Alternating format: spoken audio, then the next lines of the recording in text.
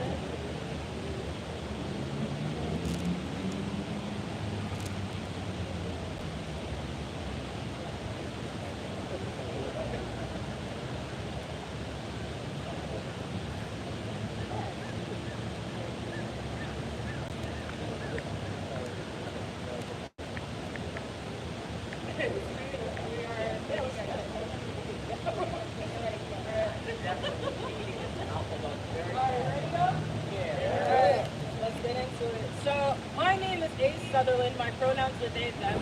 I'm a community organizer and activist. Most importantly, I'm a queer New Yorker, and I've had the privilege to be the facilitator of each of the 6 roundtables, what was previously known affectionately as the Martha and Sylvia Plan. Clap that up. Over the last year, we, the New York City Council, and I have heard from hundreds of New Yorkers about ways to best serve them, and today you'll hear from esteemed community leaders and elected officials about how these changes show up in various parts of the updated policy plan. Some of these updates include, 1, an outline section dedicated to immigration, which includes allocation of $550,000 to nonprofits serving queer and trans immigrants and asylum seekers. Can we clap that up? Yay! Expanding the shelter system and expanding city and state housing vouchers. 2, also newly added is the mental health section. In this section, the caucus is looking to create an LGBTQIA+ mental health advisory committee. You can clap that up. Yay! And thirdly, in the sex work section, the caucus is now prioritizing the passage of the Sex Worker Protection Act, which creates city-level protection for sex workers. Come on up, yeah. Everybody that's supposed to be up here, come on up. We're family. Yes, say that part. The work being done by the LGBTQIA caucus of the New York City Council is no small feat, and we, the community, recognize that. But before we get into it, I think it is paramount to name how important it is to stand up for all queer and trans New Yorkers, both current and those who would inevitably move to New York City given the results of the presidential election. The president-elect and his cabinet are riddled with anti-LGBTQ plus rhetoric and hate, and we in New York City will continue to do three things. One, advocate for and pass legislation that is in the best interest of all queer and trans New Yorkers. Okay. Thank you. Two, work alongside both community and elected officials to provide resources to queer and trans New Yorkers. Okay. Thank you. And thirdly, continue to bask in the joy and beauty of being queer and trans New Yorkers. Lastly, we would be remiss if we did not recognize that today is T-Door, the Trans Day of Remembrance. This day is about remembering the lives that we have lost, yes, but I want us to also use this energy to remember the lives that are one, still here, and two, will remain here in their bodies if we continue to protect them through progressive and expansive policies such as this. No more saying their names, Liz. And before we get into it, and I pass it over to my friend and colleague, Councilmember Tiffany Caban, I want to acknowledge some of the great organizations that created this plan. First off, thank you to STAR. Can we clap it up? Yeah. The Strategic Transgender Alliance for Radical Reform. I also want to shout out the Alice Warning Center. Clap that up. Black Trans Nation. Callum Lord. Yeah. Center for Constitutional Rights. Yeah. Coalition for Homeless Youth. Yeah. My alma mater, Quality New York. Yeah. CMHC. Yeah. New York Circle. Patrick Martin Institute, Liberal Democratic Club, Lambda Independent Democrats of Brooklyn, Legal, Latino Commission on AIDS, the Legal Aid Society, New Pride Agenda, the Center, the New York Civil Liberties Union, SAGE, we have Stonewall Community Development Corporation. Task Force on Issues Faced by TGMC MVI People in Custody. Transformative Schools. And Trans Latinx Network. I also want to make sure that as someone that has been doing this work for an amazing amount of time, which is only 2 years, don't get it wrong. I want to shout out some of the amazing people that are here in the crowd today. I see Grace, I see Kim, I see Elena, I see God, I see Karan, I see my family, I see Nadia, I see Bro, I see Jonathan, I see Ali, I see all of y'all. You're married, beautiful, good morning. Thank you for everything that you do for this community. Tiffany, thank you. Because because of the work that you all do, we are able to do policy plans like this that are intersectional and do not just hit queer and trans people in a non-intersectional way. So I thank you. Let's hear it for Asia. Come on now. And next, I want to pass it over to my amazing colleague. Come on now. Let's do it, baby. Okay, Tiffany. Okay. I'm going to apologize in advance. I've been 11 and I've been very sick lately, so I might have to be a little bit. You got this, girl. I want to start by saying that it's a beautiful thing to wake up and stand with family on Trans Day of Remembrance with such a feeling of joy, of fortitude, of hope, and excitement for what's to come. We know that times are hard right now, but also we know. Yes! Yes! Any community that knows that we have been here before, it is our queer and trans community. So make no mistake about it, we have been preparing for this moment every single day of our existence, and this plan is just another manifestation of that beautiful liberatory fight for each other, for our futures, for our health, for our joy. So we're here, we're queer, and we are putting the pride in policy today and every day. This name, Pride in Policy, is a blueprint for a path forward. And this blueprint was developed in coalition with many of the incredible advocates and organizers standing here today. We've heard a lot of those names. That doesn't even cover it all, because each and every one of the advocates of these organizations is part of a network who reached out to their own communities and got that input that was reflected at every single roundtable. We went from the Bronx to Staten Island. We did the thing. And so in that vein, I also want to thank my policy and advocacy director, Nomi Tinkelman,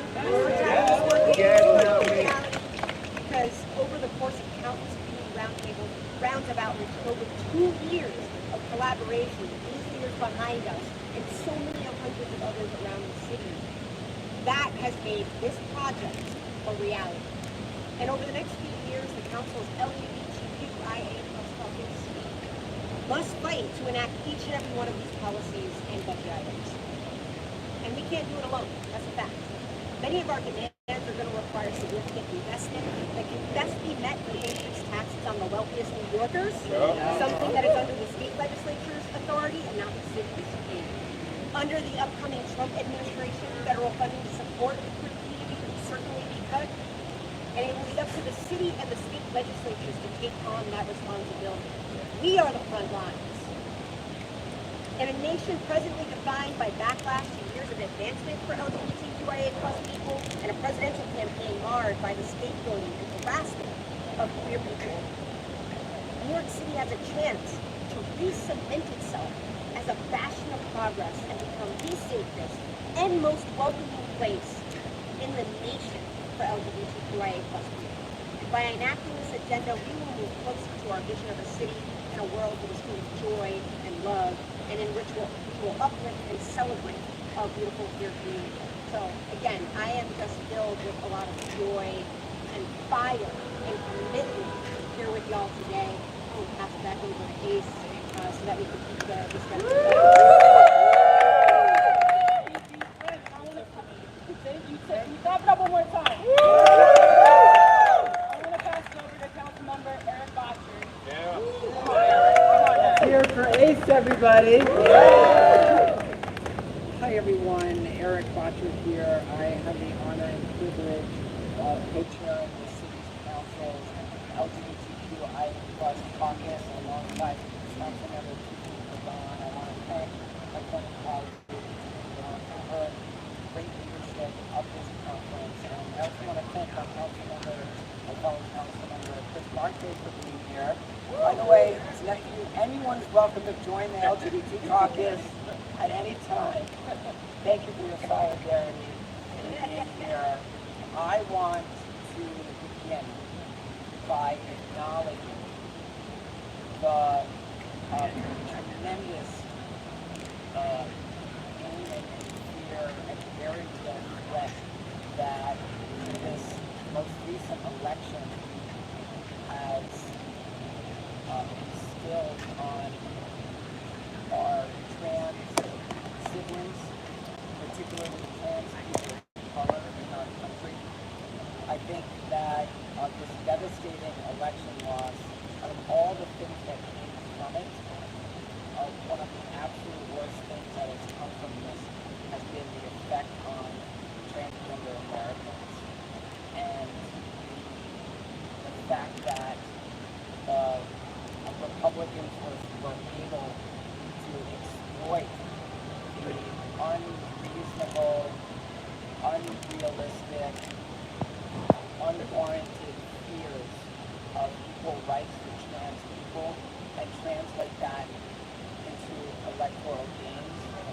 And I think it is vitally important that we loudly and clearly reaffirm our support for trans Americans and our full support for all their civil rights in our country. And I think it is vitally important that all cisgender gays and lesbians and all of us reaffirm that we are all in this together. We are all in this together. We have to acknowledge that this is not the first time that the Republican Party has effectively used LGBTQ issues as a way. In 2004, the Republican Party put anti-marriage equality ballot amendments on the ballot in many swing states, and that arguably helped elect George Bush for the second term. We didn't abandon marriage equality after 2004. We doubled down because we knew it was right. That's what we have to do with trans rights now. Reaffirm our commitment and move full steam ahead, because when you're right and when you fight, you win. In the end, history is on our side and we will win. We have to build coalitions throughout all parts of America and here in New York City, and bring in, that's why Councilmember Devon and I are discussing how to bring in the full city council into this effort to ensure that the LGBTQIA+ caucus isn't alone in advocating for priorities, but that we bring in the entire city council and all our allies. We support them, they support us. That's how we make change. The legislation that we're putting forward as part of the city council's LGBTQIA+ caucus initiative agenda is very much focused on our whole community, but it is very much focused on fighting for those members of the community who have been left behind, specifically trans people of color in our city. If you look at the statistics, the unemployment rate, the suicide rate, the incarceration rate, the homelessness rate, the disparities are off the charts for trans people, and that is a result of the vicious discrimination that they face. So in the cisgender community, we need to recognize that all the rights that we've won, and we've won a lot, there are so many members of our community who have been left behind and who haven't benefited from all the progress that we've made. So let's keep going, let's keep fighting, because true what Kamala Harris said, when we fight, we will win. Doesn't mean we're going to win right now, but in the end, when we have truth on our side, when we have right on our side, we always win. Clap it up one more time for Councilmember Rogers. I'm going to invite up Councilmember Martin. How's everyone doing today? How's everyone doing today? I gotta apologize, I just got out of the dentist, so half of my mouth is still no. I'm trying to bring as much fire as possible. And I want to say that, I want to say that you are not alone. That we understand the moment that we are in. The federal government is going to go backward. There's no question about that. But we got to make sure that New York City, that our brothers and sisters are moving forward, because that's how we do it in this city. Right. It's going to be hard, because we have seen that even in New York City, misinformation is the truth to some of our colleagues. It's the truth to some of our neighbors. But that means that we have to step up forward, pass legislation, organize, educate, and demand for change, because it can and it will happen. Look, we've seen this all before. We all been attacked. Whether you're gay, whether you're straight, whether you're trans, whether you're black, whether you're Hispanic, whether you're Asian, they have always come for us. And that's why we need a unified message that if they come for one of us, they come for all of us. And so these legislations that are being presented today by the caucus are common sense legislation. It's going to progress our city, our people forward. One of the pieces of legislation is one that I introduced. And it's so common sense that I'm amazed it hasn't been introduced before. Intro 775 will allow senior centers to take training to understand how to work and care and love for seniors who are LGBTQA. Sorry, my mouth is all about LGBTQIA plus.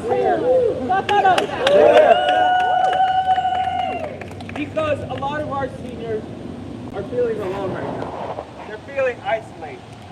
There's been work to undermine who they are, and so they come to these senior centers to find family, find community, sometimes even find a meal.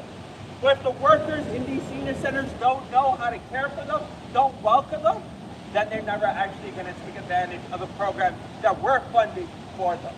And so this legislation will force these senior centers all across the city to be educated, to understand on how to care for these vulnerable people. And so I'm here to stand with you. I agree with Councilmember Botcher and Councilmember Caban that we have to act like this as a full council and not just one caucus. And so that's why I'm glad to be here today. Thank you. All right, so like we promised, there's going to be some esteemed community leaders that get to speak today. And first up, somebody that's been in the game for a very long time, and is a name that we all know, Mariah Lopez of Star. That's not enough noise, no shame. So we're gonna say at the end of TDOR, y'all finna make some noise. TDOR. So for those that don't know me, I am Sylvia Rivera's youngest child. I'm also the executive director of the nation's first and oldest trans rights group. The comments made by the esteemed Eric Botcher about us needing to look forward are apropos. And Marte, can y'all tell I moved out the city?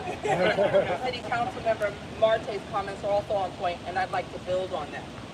But because I am the executive director of the first and oldest trans rights group in the country, and because the national GOP essentially announced new measures to enact trans segregation on Capitol Hill yesterday, I want to call on local electeds who, as a first measure, we all know Hakeem Jeffries is very accessible, to get in touch with the New York delegation and make sure Sarah McBride has somewhere safe to be from the first day she is inaugurated.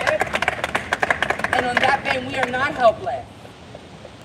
Make some noise if you can name the first piece of legislation in the building behind me passed by City Council in 2002 to protect trans people. I didn't expect much noise. Make some more noise if you were there. Come on, tell us, Mariah. We need to know. So the shade is, Eric is right that they're going to try, but we've been here 5 decades at STAR, leading the nation, and we were born out of laws that criminalized us. It was already illegal to be trans. It was already against the law to cover our health care. It was already the prerogative of law enforcement to target trans people when we went into the wrong bathroom. Eric and I know all about that. There are some local establishments some of you still use where we had to do pee-ins together. None of this is new. What is true is that LGBT people are an integral part of American fabric, and we're not going anywhere. Yeah. Now, I'm a policy nerd, and so what I'd like to speak to again is to piggyback on what this gentleman said about elders. And yes, it'll be a little long-winded, but that's what the F today is for. And then leave it on housing, because it ties into what the GOP and Republicans plan to do nationally, and how New York needs to be one of the strongest, safest places in the country for our souls. If you don't know who Rusty Mae Moore is, you shouldn't be saying Sylvia Rivera. Rusty Mae Moore was a brilliant trans activist that taught me and Sylvia a little something about activism in the late 90s, when the cis queer establishment refuse to use the word transgender in any piece of legislation or policy. Rusty May Moore, we want to touch it together, died 2 years ago. Without Rusty, you wouldn't have Sylvia. Without Chelsea Goodwin, her widow, you would not have the trans movement you have today. She died in her 70s. I was raised by older trans folk, if you can tell. And I think we need to do everything we can to protect them. Closing out here, y'all, I promise. But if you know about STAR, you know the first thing we did right after Stonewall was see to the housing and the hunger needs of our community. Sylvia was Puerto Rican and Venezuelan. I say it again. Get this for your clip. Sylvia Rivera was Boricua and Venezuelan. When we started our work, we were intersectional with the Young Lords and the Black Panthers, and we protected everything. So whether it's the policies in this report and these recommendations to expand the services and the protections we provide at community health centers, community centers for seniors, we need to protect our trans elders. We need to protect our trans elders. And then finally, many of you may have heard, with the help of the Center for Constitutional Rights and Harvard Law, STAR was able to settle a landmark case with the City of New York to expand and protect services for homeless trans New Yorkers. Now here's the connection to migrant folks. Sylvia would roll over in her grave if she thought we were going to turn the shelter system against migrants, but for trans people. So what we're going to do as queer people working in Sylvia's vein is use the Lopez v. DHS settlement to enshrine and protect protections for all unhoused homeless New Yorkers. There are goodies tucked within it. Again, I'm nerdy, so is Kaban. An expanded ombudsman would help all New Yorkers. New policies to make retaliatory transfers illegal protects all New Yorkers. I appreciate the time I've been provided by the council. And I ask everyone today, you're going to be persuaded to remember the living, but today is for the day that we remember. Clap that up again, y'all. Wow. I want to bring up the esteemed co-founder of Transformative Schools, Elena Daniels. You had 100% attendance. Right. Every single round table. You know, I tried. I wanted to win that with you. Good morning, everybody. Good morning.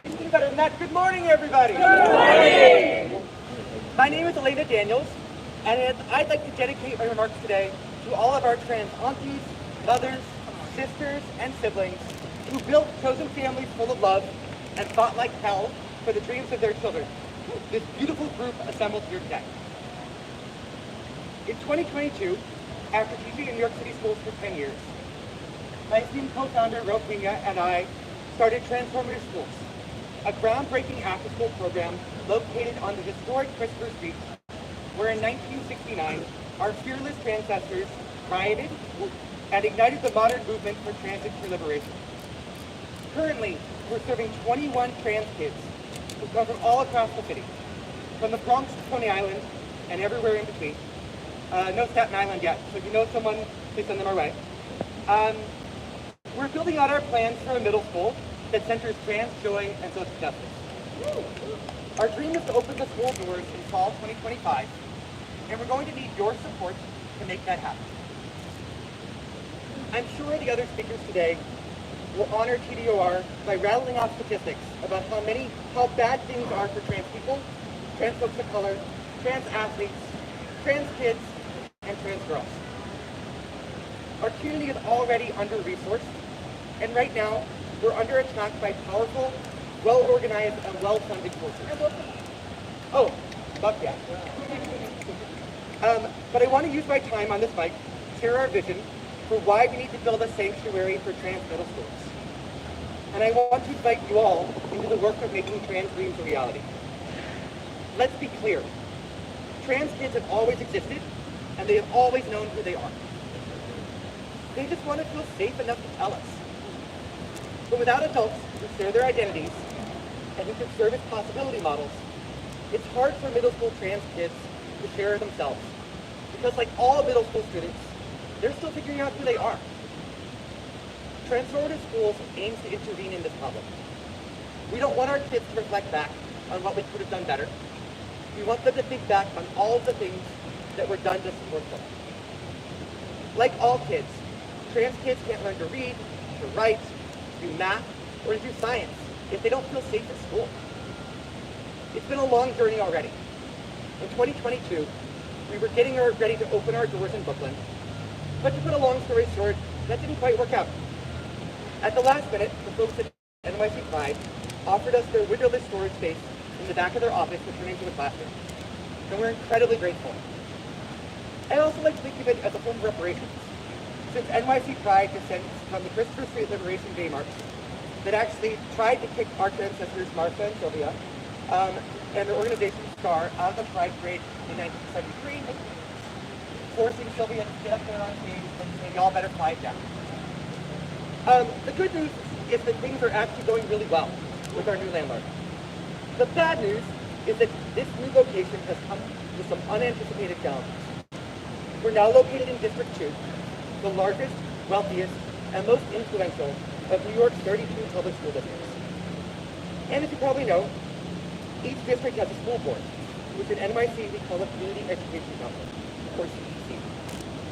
And in District 2, several of the parent leaders on CEC2 are affiliated with the hate group Moms for Liberty, and 2/3 of them were actually endorsed by their local affiliate, Place NYC. They've been building power in the district and across the city for a few years, pushing policies that would deepen school segregation, attacking black parent leaders, trying to ban books that tell the truth about systemic racism in this country, putting Jewish kids in danger by weaponizing false accusations of anti-Semitism, and demonizing folks who stand up for Palestinian lives, and opposing Prop 1.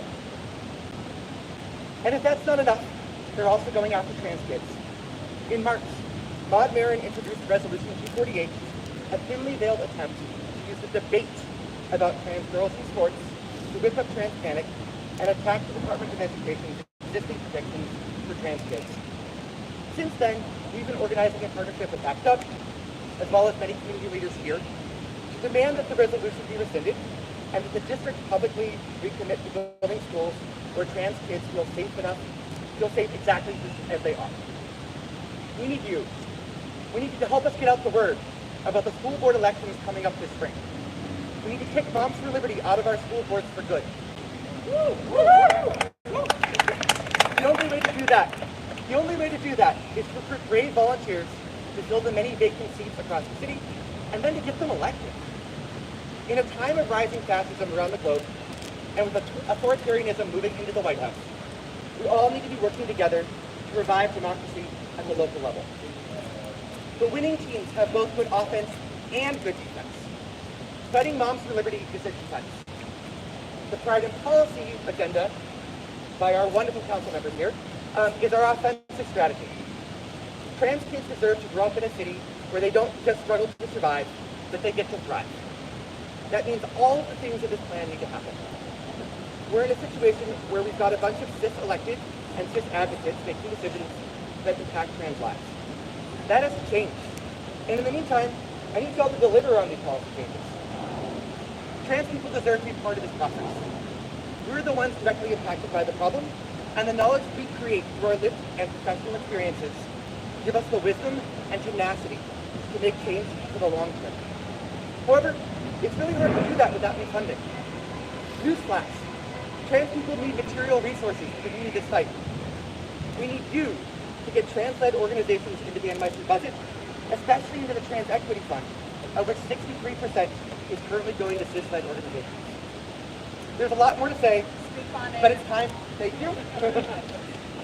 There's a lot more to say, but it's time for me to pass this mic. So I'll leave you with this.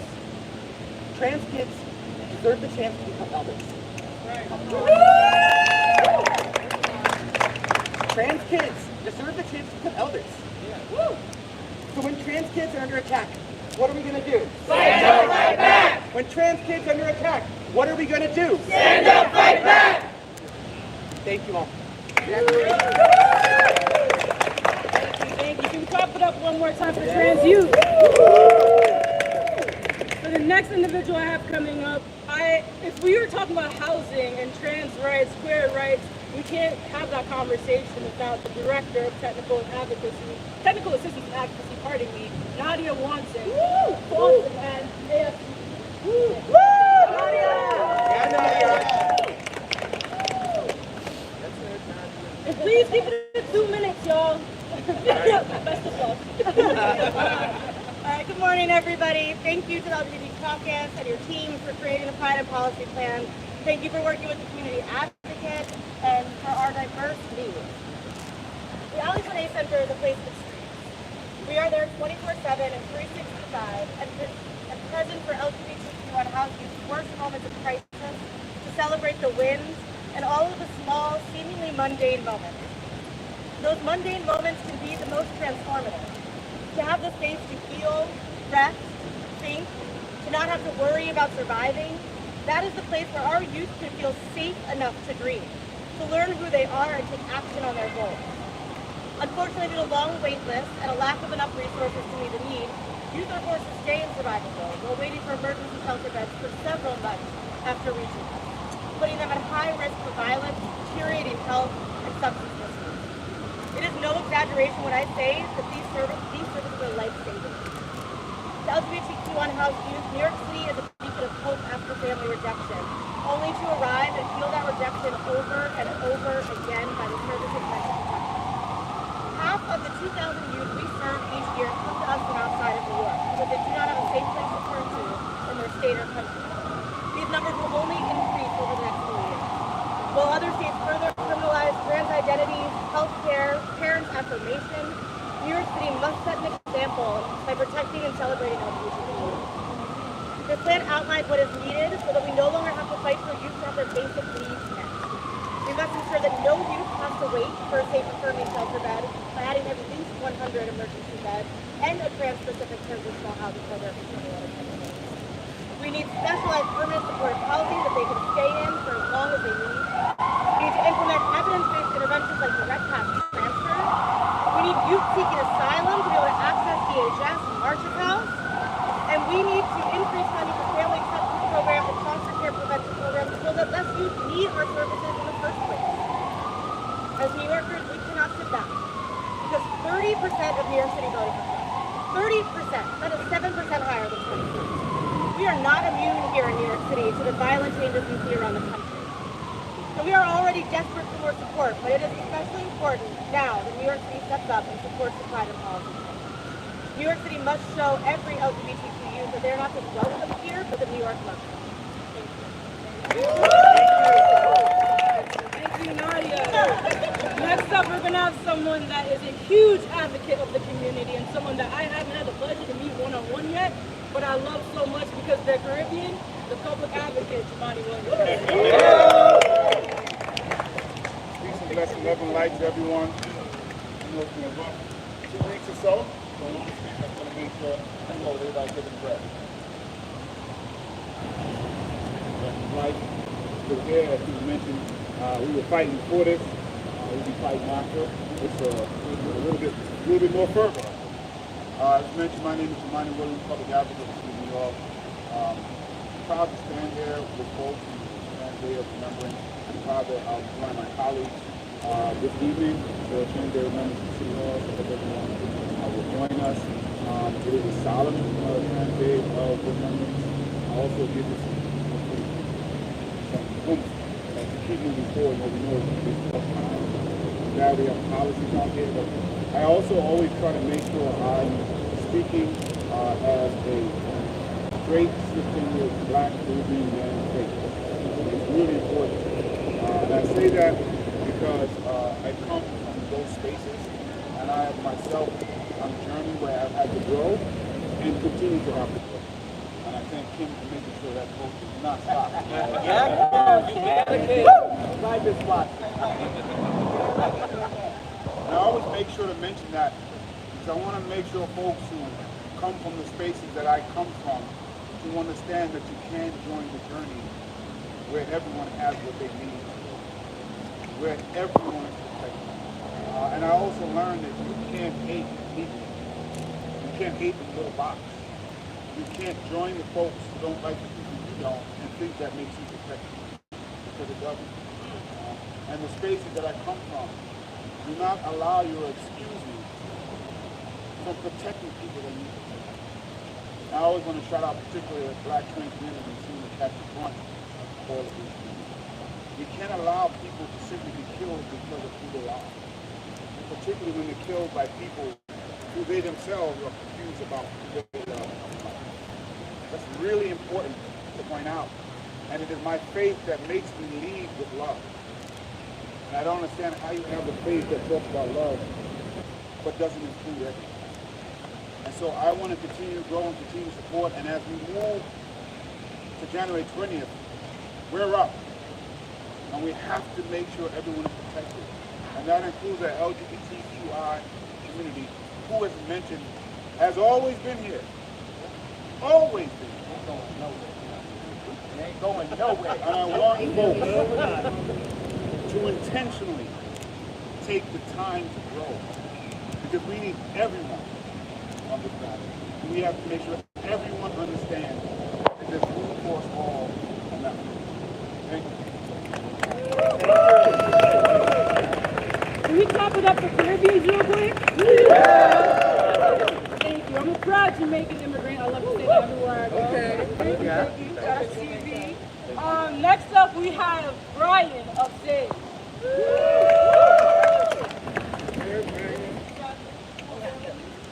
Morning, everyone. Good morning. So I want to first say thank you to everyone in the community for being here. My name is Brian Ellicott Cook.